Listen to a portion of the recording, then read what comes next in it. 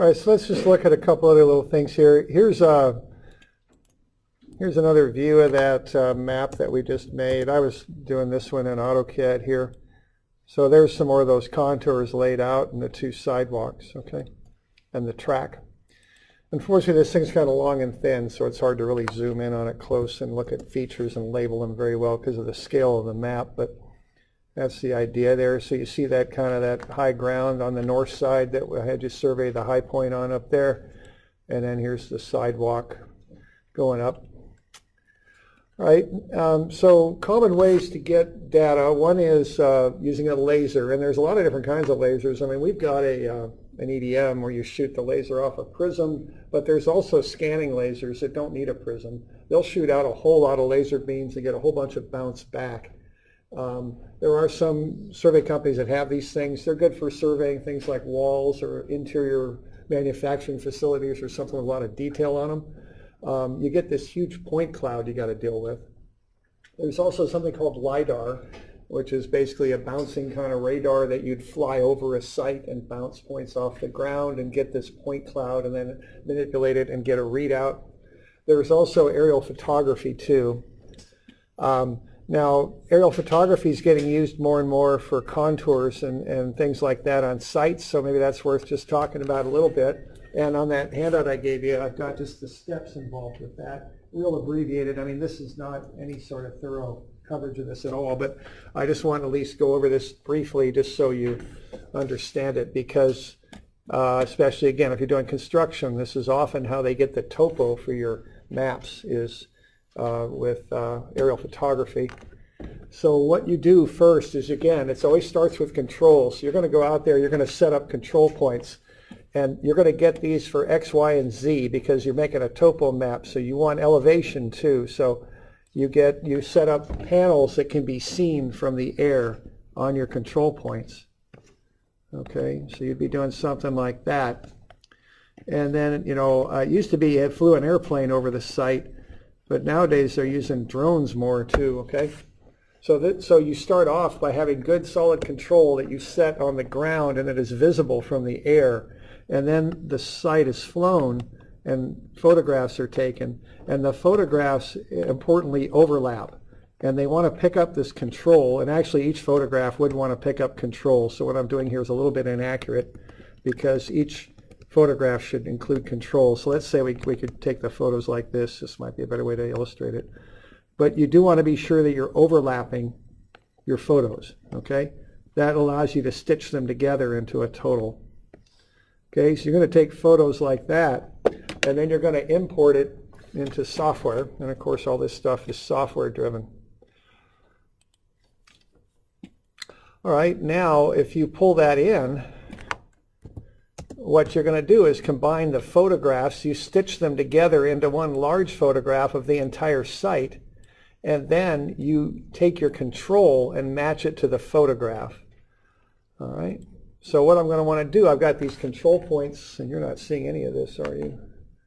That is really odd. Why is that thing lagging like that? Huh. All right, let's stop the recording here for a second. We got a little technical problem going on here. I'm not quite sure what's going on. Okay, so now what I've got here is I've got that photograph, and I've got my control points over there in purple, and I put the two together. Now the control points are my accurate ones. Those are the ones that I know are good. So what I'm going to do is I'm going to take that photograph and move it onto my control points and get the points to line up. Now unfortunately in AutoCAD I can't do that very easily, so I'm going to do the opposite here. I'm going to take these control points and I'm going to move them. And what I've got those two sidewalk points down there where it intersects the track. So I'm putting that lower left right on, okay? I'm trying to anyway. Bang, okay? So what I'm doing is I take the photograph and I actually move it to the control in AutoCAD when I'm working in. I can't do that very well, so I'm doing the opposite. Okay, so now I've got the control points that would be pixels on your map with their known location there attached to the map itself. Okay, so I've got those coordinates attached to the map. Now notice that sidewalk down in the lower left down here, that's a match. Okay, I've got the map matching pretty well the control points. These aren't any good, right? these two are these two control points. I want something out here, so I picked up some other control points that I generated earlier. Notice this is all pixelated, so you can see those trees aren't quite as pretty as you'd like. But I've got a control point on this sidewalk, and I've got one over here by the road. I'm showing those. So I can use those to start to calibrate the map. And this isn't going to be perfect. Of course, this is done with software. I'm kind of just goofing around here just to show you kind of what it looks like. But what you do would be to start to adjust the map to match the control. That's what you would do. And this would be done with software. And of course, let's see. This all worked in the office, but of course it's not working now. So that's to be expected, I guess. I know, and it never works. So anyway, I was hoping those control points would show, but they're not. But the idea here is that you take the map and you stretch it and you slap it so it matches the control. And that's how you calibrate the map. Okay, and I don't know, I won't fight this in front of you, it's not worth the time, but that's the idea, okay? So you take the actual coordinates of the control points, attach them to the pixelated map, and then adjust the size of the map so it just fits on the control. And then you can get a good map out of that, okay? And so, and again, now once you've adjusted, I had points, let's see. Maybe I can do a donut here. I got no idea what scale I'm at. I'm at about, what, 50 going that way, 5. Make it big, 8. Enter.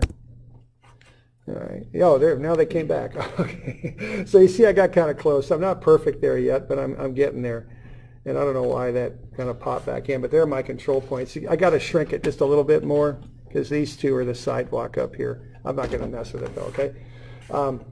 But once you get that lined out, now you can generate coordinates for any of these points. You could get coordinates on the anything within the points you calibrated with. I could get coordinates on the corners of the building. I could get points up here, coordinates on the sidewalk. See, I could do all that once I've calibrated it, right?